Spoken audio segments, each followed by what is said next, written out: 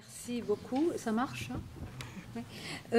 Voilà, donc moi je vais me placer non pas au premier niveau du jugement médical, comme dit Ricoeur, au niveau du rapport entre patient et soignant, mais plutôt au niveau des choix de société, de la manière dont on délibère sur des sujets complexes dans une démocratie. En fait, ce qui va m'intéresser ici, c'est surtout la manière dont sont proposées les lois et les révisions des lois. Donc j'entrerai un petit peu, je parlerai un petit peu des changements apportés à la loi en février 2016, mais je vais être un petit peu plus large et parler en fait de méthodologie et essayer de vous montrer pourquoi, à mes yeux, une méthodologie plus rigoureuse serait préférable pour légiférer en France sur des sujets complexes comme ceux qui touchent à la fin de vie et même à l'aide active à mourir, hein, qui est laissée en suspens par la révision, par la loi de février 2016. Alors j'aurai 4 parties. La première, justement, une question de méthodologie. Et bien justement, la première remarque, c'est que quand on est en présence d'un problème qui divise la société, par exemple la question de l'aide active à mourir, mais aussi de la sédation en phase terminale, profonde et continue en phase terminale, eh bien il importe de définir une méthode déterminant les conditions rendant possible l'institution du bien commun. L'institution du bien commun, ça veut dire que le bien ne préexiste pas, n'est pas a priori, n'est pas dans le ciel des idées, premièrement, il est a posteriori, donc il va falloir chercher, et que quand on passe de l'éthique, c'est-à-dire des prises de position personnelles, à la politique, c'est-à-dire à l'élaboration de lois où il faut trouver des accords sur fond de désaccords, eh bien, il s'agit de tenir compte des différents acteurs qui ont des intérêts et des visions divergentes et aussi faire un retour réflexif sur les dispositions législatives existantes afin de voir ce qu'il convient de faire avancer et donc les limites qu'il y a à telle ou telle loi. Il me semble qu'il y a, toujours dans cette réflexion sur la méthode, 2 écueils à éviter, donc quand on légifère et qu'on souhaite instituer le bien commun, donc qui ne préexiste pas. Le premier, c'est ce qu'on peut appeler l'éthique maximaliste, c'est-à-dire la fondation d'une décision collective, d'une décision sur une vision moralisatrice du bien, sur une vision substantielle du bien qui n'est pas généralisable dans une démocratie, même si elle peut être précieuse, intéressante, mais quand elle est érigée en critère du juste, il y a une différence entre le bien et le juste, eh bien, une vision moralisatrice du monde érigée en critère du juste signifierait qu'un groupe de personnes ayant cette vision-là s'arroge le droit de définir à la place des autres comment il faut vivre et mourir. Alors c'est le cas pour l'éthique maximaliste des fondations, des décisions politiques sur des visions religieuses du monde, voilà, donc qui heurte le fait du pluralisme. L'autre écueil, et il est très important pour les questions dites de bioéthique, c'est ce qu'on appelle l'éthique minimaliste, c'est-à-dire, en fait, c'est le credo libéral qui enjoint de séparer la morale et le droit et de n'interdire que les actions qui créent un dommage à autrui pour ne s'en tenir qu'au consentement entre adultes.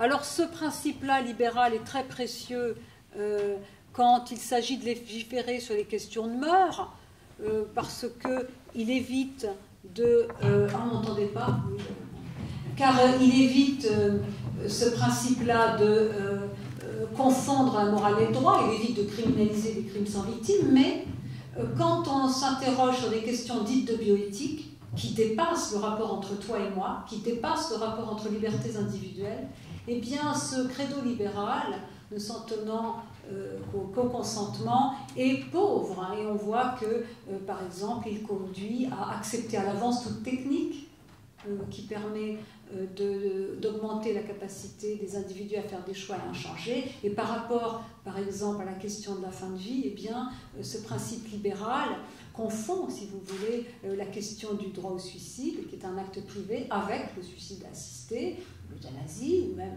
une aide active à mourir un peu plus démédicalisée, mais qui quand même implique une structure de soins. C'est-à-dire qu'il faut s'interroger sur l'impact des revendications sur les différents acteurs, ce que j'ai dit tout à l'heure. La deuxième remarque que je ferai, toujours dans cette question de méthodologie, c'est l'idée que sur ces questions complexes, il faut peut-être dépasser le consensus par recoupement. Il faut vous rappeler peut-être que ce mot, consensus par recoupement, qui vient de Rawls, a été inventé pour montrer que sur des questions compliquées où les gens ont des opinions métaphysiques, des visions moralisatrices différentes du monde, des fondations différentes, métaphysiques différentes de leur position, eh bien, sur certaines questions, il faudrait les mettre à la porte, les mettre au seuil de la porte pour ne garder que les opinions qui se chevauchent. Consensus par recoupement, c'est voilà, eh bien, on met ensemble plusieurs personnes et puis on leur dit de s'abstenir de faire référence à leur vision métaphysique, religieuse, du bien, pour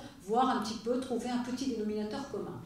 Eh bien, je crois que sur la plupart des questions qui nous intéressent aujourd'hui, il faut dépasser cet idéal de consensus par recoupement qui finalement n'aboutit ou qu'à un tout petit dénominateur commun, c'est-à-dire qu'on ne va jamais poser les questions qui fâchent, ou, et finalement, on ne va, à vouloir contenter tout le monde, on ne contentera personne, on restera au statu quo au lieu d'instituer le bien commun.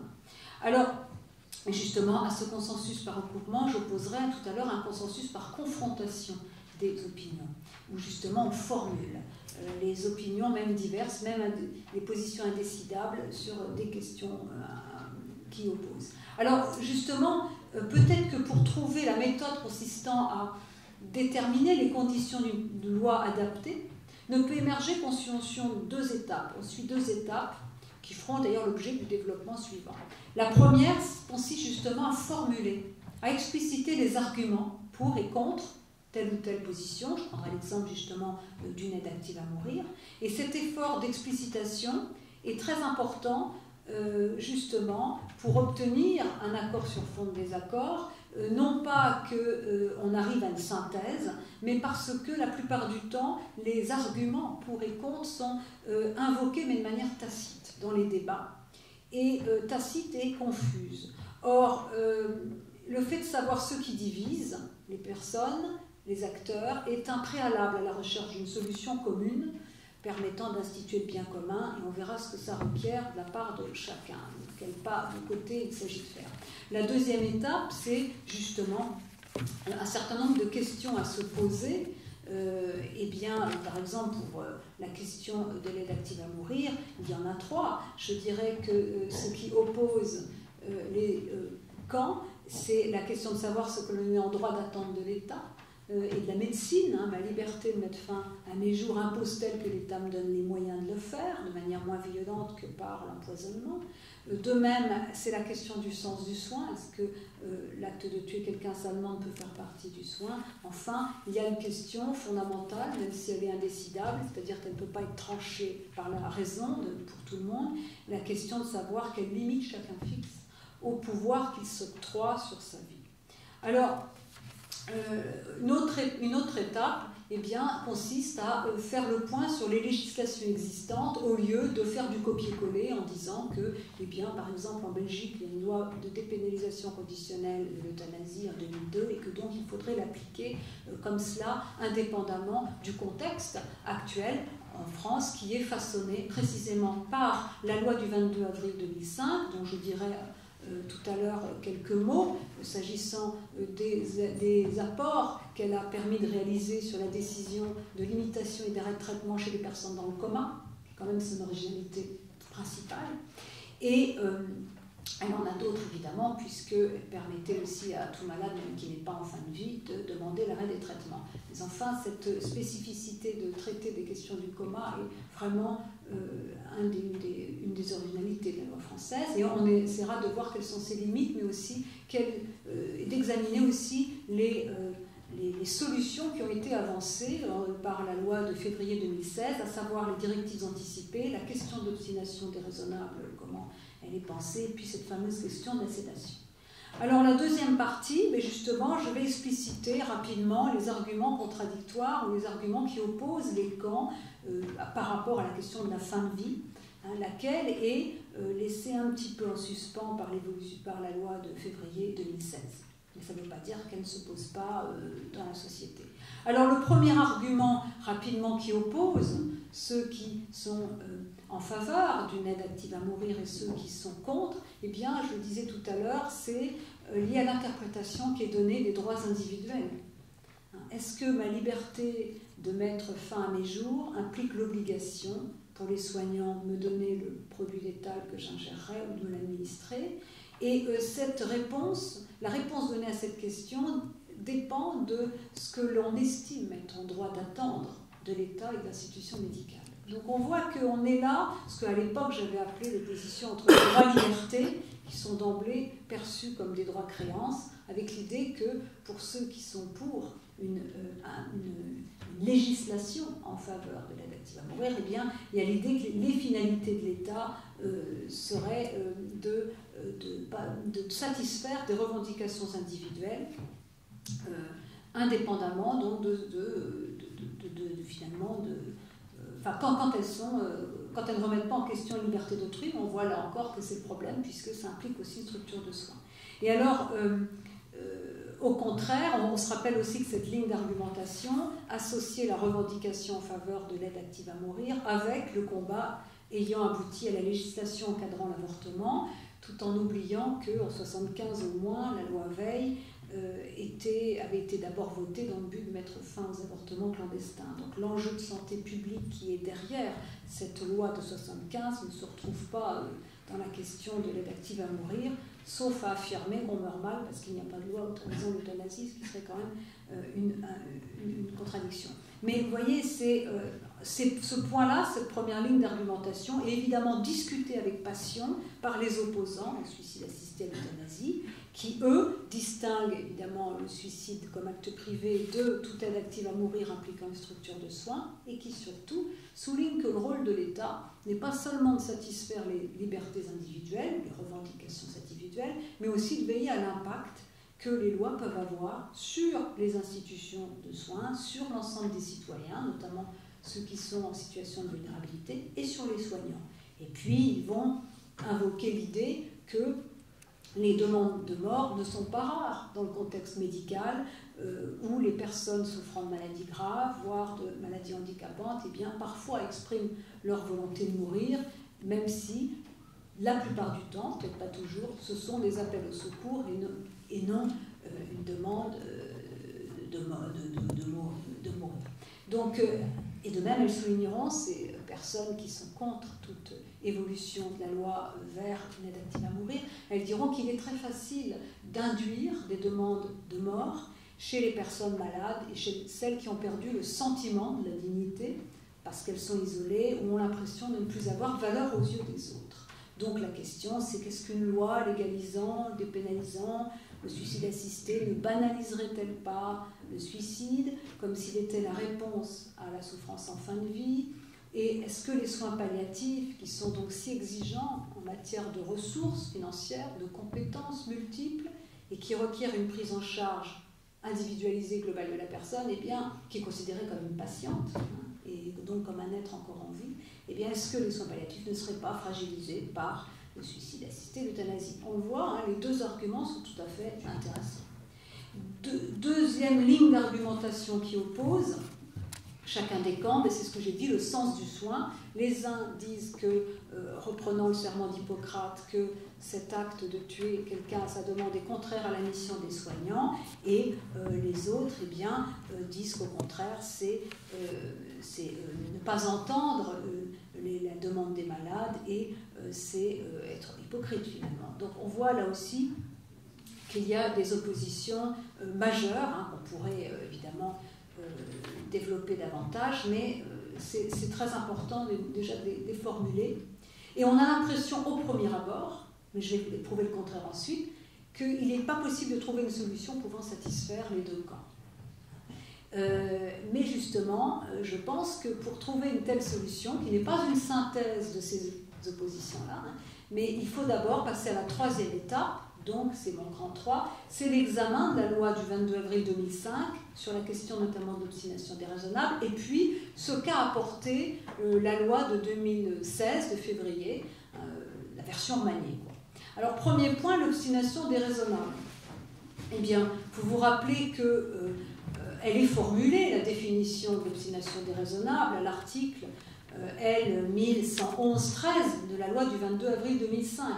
Et fournit donc un repère aux médecins qui ont la responsabilité d'un malade hors d'état d'exprimer sa volonté, puisque je vais d'abord insister sur ces personnes qui sont donc hors d'état d'exprimer leur volonté à la suite d'un traumatisme crânien, etc. et à propos desquels une décision de limitation et d'arrêt de traitement se pose. Il faut vous rappeler, c'est l'idée que le médecin peut décider de limiter ou d'arrêter un traitement inutile, disproportionné ou n'ayant d'autre objet que la seule prolongation artificielle de sa vie. Et il y avait évidemment une procédure collégiale et la possibilité, éventuellement quand elle existe, de consulter la personne de confiance ou, à défaut, un de ses proches, et puis les directives anticipées de la personne quand elles existent, c'est-à-dire très rarement. Alors, vous vous rappelez aussi qu'à ce texte avait été ajouté en fait, pour encadrer la décision, l'article L. 1111-4, qui complète la loi du 4 mars 2002, et traite des personnes toujours incapables de s'exprimer en rappelant la nécessité de la procédure collégiale et de la consultation des personnes de confiance. Vous savez aussi que les avocats des parents de Vincent Lambert avaient utilisé cet article-là pour contester la décision du docteur Carigère qui avait décidé d'interrompre le traitement chez ce patient dans un état post-relationnel. Alors, ils avaient dit que, en fait, le docteur Carigère avait été accusé d'avoir une interprétation insuffisamment fondée du caractère inutile et disproportionné de la poursuite des traitements. Je voudrais ajouter une remarque. Premièrement, il n'y a pas d'interprétation universellement partagée de l'obstination déraisonnable. D'une certaine manière, ce n'est pas la loi ne peut pas dire ça c'est déraisonnable, ça ne l'est pas. C'est chacun qui évalue, la famille, le sens du soin et les limites au-delà desquelles les traitements semblent disproportionnés, semblent ne plus être au bénéfice du malade et surtout semblent donc disproportionnés par rapport au sens qui est donné à sa vie. De même, par rapport à une équipe médicale, je crois qu'il n'y a pas non plus d'interprétation absolument partagée de l'obstination déraisonnable, universellement partagée entre toutes les équipes médicales. Moi, en tout cas, celles les deux que j'avais visitées, si je puis dire, à la Pitié-Salpêtrière, il y avait des divergences entre les soignants. Il y avait des divergences entre les soignants. Certains considéraient qu'à partir du moment où une personne a perdu les conditions neurologiques lui permettant de se reconnaître, de s'exprimer et d'avoir une vie relationnelle, même mince, d'interagir, sa vie n'avait pas de sens. D'autres peuvent considérer qu'une personne végétative, elle vit encore et que c'est à la société de la prendre en charge. Donc on voit qu'il n'y a pas, et ce n'est pas à la loi de dire où est la limite. Donc c'est très important de voir qu'aucune loi ne peut éradiquer, si je puis dire, ce premier niveau prudentiel du jugement médical, qui exige donc de cas par cas.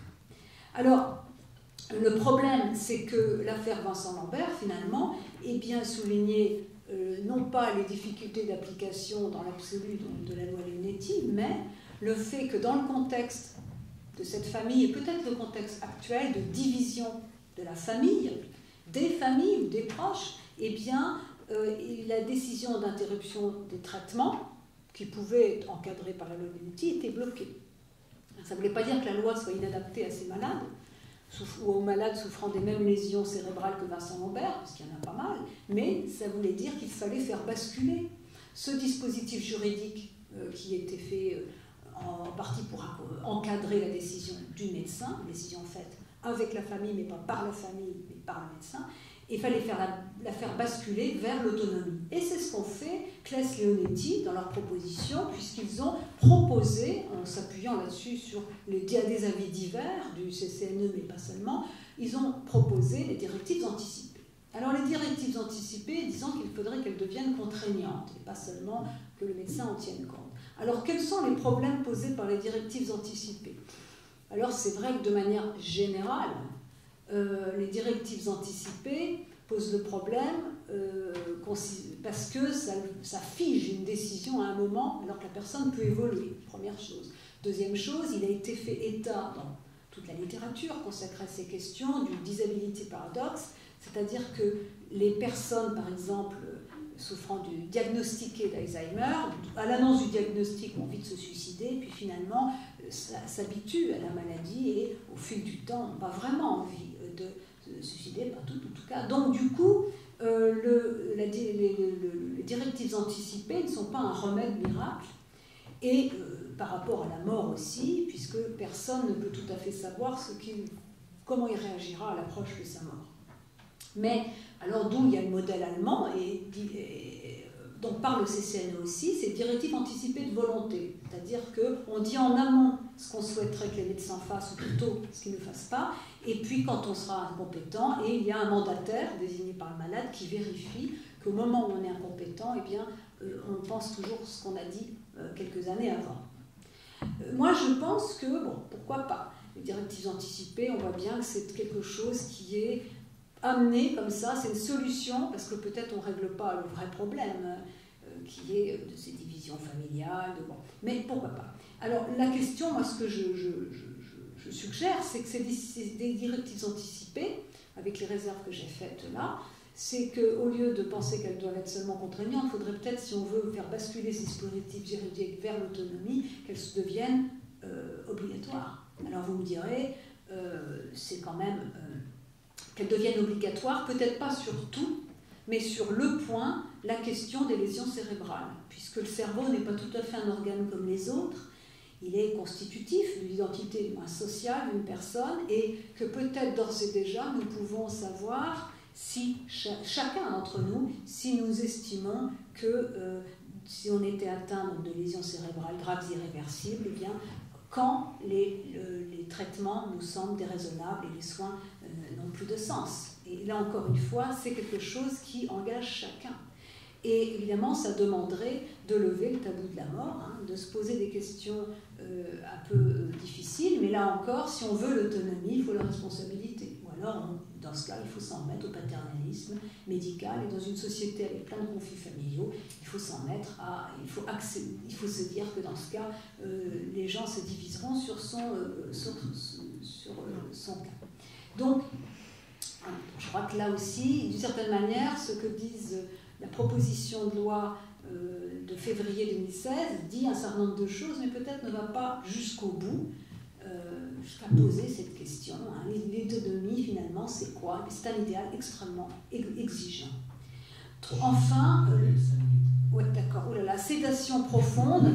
Alors, il y a donc l'adjonction dans la loi actuelle d'une proposition relative à la sédation profonde et continue en phase terminale. Il y a 3 cas, les malades sont conscients et ils demandent en fin de vie, ils demandent un arrêt de traitement et mourront, mais ils ne sont pas en toute fin de vie, et 3e cas, ils sont inconscients et le médecin estime de le faire. Alors là, peut-être qu'il y a des gens qui parleront mieux que moi de ces cas précis. Hein. Une sédation profonde et continue en phase terminale, ce n'est pas une sédation palliative qui est titrée, mais peut-être que ça posait la question des limites également dans l'accompagnement. Peut-être qu'il y a un moment où le fait de lever, d'abaisser la vigilance du malade et de lever la sédation était aussi considéré dans certains cas, notamment toute fin de vie, comme insupportable au malade, et peut-être une sédation profonde et continue en phase terminale et en toute fin de vie pouvait-elle avoir du sens, mais évidemment ça pose un certain nombre de problèmes sur lesquels vous reviendrez, j'imagine. Ce que je finirai par ça, hein, puisque j'ai que 5 minutes, c'est que malgré tout, cette loi de février 2016 évite finalement la question qui fâche, c'est-à-dire que faire des personnes qui sont ont eu accès aux soins palliatifs, n'en veulent pas, sont compétentes, sont conscientes, mais finalement ne veulent ni de la sédation profonde, ni des soins palliatifs, mais qui demandent une aide active à mourir. Et cette question a été pudiquement écartée, mais évidemment, elle va ressurgir. Alors, et je pense que c'est pas forcément une bonne chose de l'écarter. Peut-être l'intérêt, c'est peut-être de la poser en se donnant les moyens de, justement, bon là j'ai pas eu le temps, mais de voir les modalités et celles qui permettraient de trouver un accord sur fond de désaccord. Alors je pense qu'il y a une solution possible. Alors en conclusion, bon, je voudrais dire 3 points. C'est que quand on cherche à instituer le bien commun, justement, par une sorte de consensus, par confrontation des idées, on avance, on circonscrit les questions, on ne mélange pas tout. Ce n'est pas la tolérance liée à l'égalité morale des individus qui doit être cultivée, mais c'est le fait de faire un usage public de sa raison, en se demandant finalement quelle décision collective pourrait avoir un sens pour la collectivité, pour être constructive. Donc cette approche exige qu'on fasse un pas de côté, même qu'on assouplisse ses positions. Je crois que c'est assez important, par exemple sur la question d'une aide active à mourir, au lieu de l'écarter comme ça, comme c'est fait actuellement dans la loi même de février 2016. Deuxièmement, il faudrait déjà aussi travailler sur ce qui fait l'objet d'un accord clair. Par exemple, le fait que les soins palliatifs doivent être développés, mieux répartis sur le territoire, qu'ils doivent être proposés dès le début aux malades atteints d'une pathologie grave et non 2 ou 3 jours avant le décès. 2, que les soignants, pour appliquer la loi, doivent recevoir une formation adéquate tout au long de leur carrière. 3, que des progrès d'ailleurs soient faits dans la manière dont la maladie est annoncée, dont les traitements sont administrés conformément au principe de proportionnalité. Et 3, que la collégialité ne soit pas seulement une procédure, mais qu'elle engage une réflexion approfondie sur les décisions médicales. Or, je ne vois pas sur ces 3 finalités, qui pourtant font l'objet d'un consensus, beaucoup d'efforts finalement concrets. Enfin, la loi, je le disais, ne saurait se substituer à l'exercice de la médecine, notamment parce que, on le disait tout à l'heure, les limites au-delà desquelles des traitements n'ont plus de sens, cela est l'appréciation de chaque personne.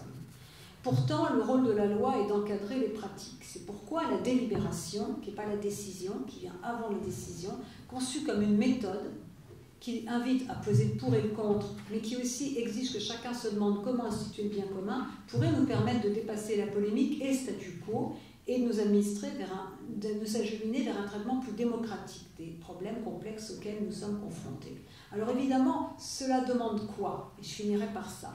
Eh bien, cela demande, certes, le respect d'autrui, la conviction de l'égalité morale des individus, la tolérance, mais aussi la capacité à faire un usage public de sa raison, mais aussi la capacité à débattre, c'est-à-dire à argumenter au lieu d'avoir un usage de la parole servant à écraser l'autre, à se mettre en avant. Or, il me semble qu'en France, les élites, intellectuelles, politiques, font preuve de ce que Diego Gambetta appelle le machisme discursif. On parle de tout, on n'écoute pas autrui, un usage d'une rhétorique plébiscitaire qui joue sur les promesses, les marchandages. Du coup, on laisse tout au lobbying, on organise de pseudo-débats, alors qu'il s'agit de questions qui dépassent les oppositions idéologiques classiques, conservatisme, progressisme, et qui sont extrêmement exigeantes parce qu'elles dépassent les conflits d'intérêts et supposent la traduction des conflits de valeurs, l'expression de ces conflits de valeurs et même des positions qui les sous-tendent. Donc c'est tout à fait, ça demande, si vous voulez, je crois que nous ne donnons pas les moyens de délibérer et ni de légiférer sur des questions importantes qui ont un impact sur la société. Et c'est pourquoi, eh bien, finalement, les lois reflètent ce bricolage où on ne va pas poser les questions qui fâchent, on va faire une petite synthèse, il y a énormément de rapports, à chaque changement de majorité, eh bien, une loi peut changer, il n'y a pas non plus d'organisation au niveau institutionnel du rapport science-société-pouvoir nous permettant de bénéficier d'un apport de la réflexion sur tel ou tel domaine, puisque à chaque fois on a l'impression qu'il faut recommencer à zéro, et surtout quand il y a une affaire médiatique. Donc c'est quand même un petit peu du bricolage, de l'amateurisme, et je crois que, pour moi en tout cas, ce n'est pas que la démocratie est malade, mais c'est que nous ne sommes pas du tout à la hauteur de ceux qui se sont battus pour elle. Je finirai donc par ce texte, cette phrase de John Dewey, donc philosophe américain, qui avait écrit dans les années 1934, ce texte qui me semble assez intéressant sur le rôle de la philosophie. Il dit: le principal rôle de la philosophie consiste à rendre conscient, sous une forme intellectualisée ou bien sous une forme de problème, les chocs les plus importants et les troubles inhérents aux sociétés complexes et en mutation en tant qu'elles ont affaire à des conflits de valeurs. Voilà.